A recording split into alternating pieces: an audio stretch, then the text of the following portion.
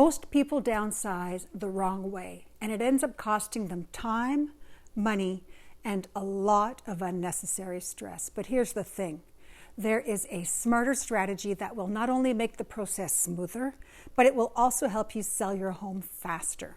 So whether you're downsizing for economic reasons, because of a change in your family situation, or just to live with less, this video is for you. Today I'm walking you through what not to do when downsizing and giving you the strategies that will help you stage your home, reduce your stress, and set you up for success in your new place. So let's dive right in. You might think that downsizing is all about just getting rid of stuff, going room by room and tossing things into donation bins, but getting rid of stuff will not make your home feel less cluttered. When we moved from our 3,000 square foot home to the 1,600 square foot cottage we live in now, I learned that downsizing is more than just decluttering. It's about thinking strategically. So today I'm sharing a better way to downsize, one that makes moving easier and helps your home appeal to buyers so it sells faster. First things first, prepping your home for sale is about more than just throwing things out. You've got to think about how your home will look to buyers. So think strategy, not panic decluttering. When we were preparing to downsize, I was guilty of panic decluttering. It's easy to get overwhelmed by how much stuff you have, and then you start to frantically toss things out, get it out of the house. But panic decluttering doesn't solve the problem. It just gives you less clutter, but it's still clutter. And here's why it's a problem. Buyers will still see a cluttered home. It just maybe has less clutter now than it did at the start. But it's not that clean, open space you're aiming for. What you need is a plan. So focus on the key areas that buyers really care about first. So think kitchens, living rooms, and closets. These spaces need to feel open, spacious, and inviting. And when it comes to closets, this is a huge one. Everyone thinks buyers won't look inside them, but closets are always one of the first things buyers check out. And that's my pro tip. Buyers love peeking inside closets to get a handle on storage opportunities. You don't want them to open the door and think, not enough space. Lack of storage can mean an immediate no from potential buyers, so don't skip the storage areas. Speaking of storage, another mistake is forgetting about those storage spaces. So you might think, well, no one's going to look in the garage or in that back room in the basement. Trust me, they will. Cluttered storage spaces scream not enough room, even if the house is perfectly sized.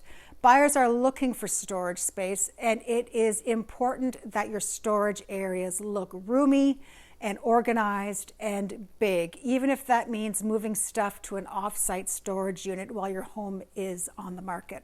Think about renting one of those portable storage pods as a storage solution, and you can fill it up, keep it stored off-site until your home sells, and then the beauty is you can have it delivered to the new place once it's time to move. But now that we have a handle on decluttering and staging, the next thing we have to deal with is living in your new space without losing your mind.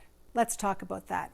So living in a staged home. Here's where people really mess up. They think they only need to clean up once for the listing photos, and then there's going to be time to tidy up and get organized again before each showing. Nope. Unfortunately, it doesn't work that way. You may not have time to prepare for a last-minute showing. They come lickety-split, and you want your home to be show-ready all the time, especially if you're still living in it. Here's a hack that we used that worked well for our family, and it's clear storage bins. We tossed the kids' toys in them, daily clutter, whatever. It all went into the bins, and then they were stashed away quickly before showings.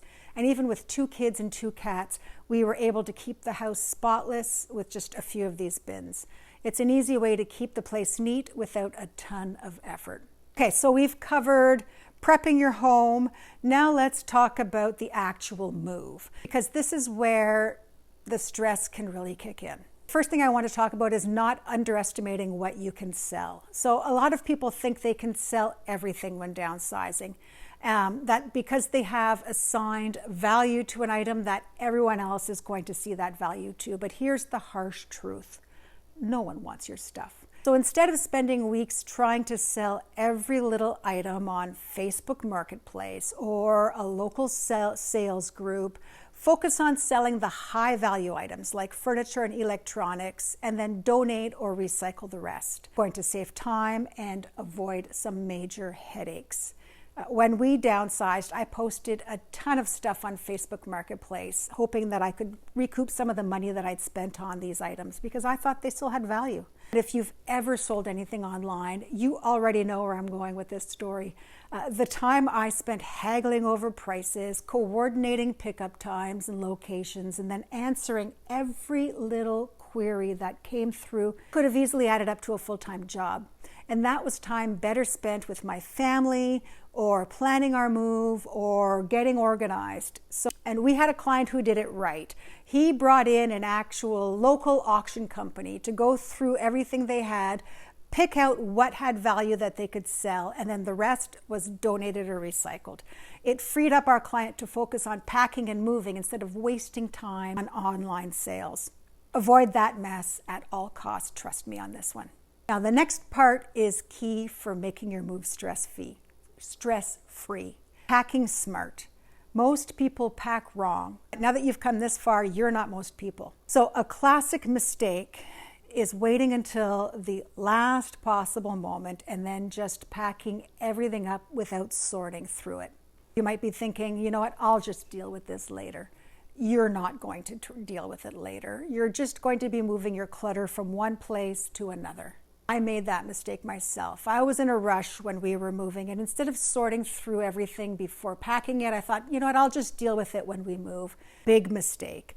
8 years later, I still have boxes in our crawl space that I haven't opened since we moved in. And honestly, I've either replaced anything in those boxes that I did need, or now I'm realizing that I didn't really need them in the first place.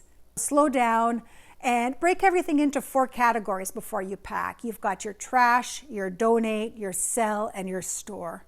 You'll move a lot less stuff, and your new home is going to start off clutter-free. Now let's talk about how you can avoid turning your new place into another cluttered mess. So you don't want to overcrowd that space. And here's the thing, just because you moved doesn't mean you need to bring all of your stuff with you. A lot of people end up overcrowding their new homes because they bring too much stuff with them, especially if you're downsizing into a smaller space. When we moved into this home, we went from a more closed layout to an open concept layout. So a lot of our artwork and decor just didn't make sense anymore. We didn't have the wall space for it. So sometimes less really is more, and you need to let go of things that no longer make sense in your new space. Here's a common trap, decorating too quickly. This one can clutter up your space before you even get settled. It's tempting to decorate your new place right away, but you need to slow down and not rush it. You want to make your new space feel like home as quickly as possible. I get it, and you might think that the best way to do that is to get out all of your stuff and decorate and display it everywhere. But it can and it will backfire on you. I made this mistake in the beginning.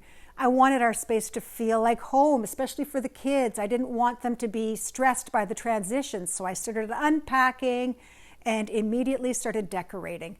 But what I found was that I was making it feel cluttered again, and I had to step back and really live in the space for a bit and let the decor evolve naturally. And that's when it really started to feel like home, once we got rid of all that clutter. Now that you've got a smart downsizing plan, here's one last tip you're going to need to know if you want to sell your home for top dollar. You're well on your way to decluttering and preparing your home for sale, but don't stop here. Check out my next video, How to Declutter Your Home Quickly. In it, I'm going to share expert decluttering tips that will make your home irresistible to buyers, so you can move on to your next chapter with ease.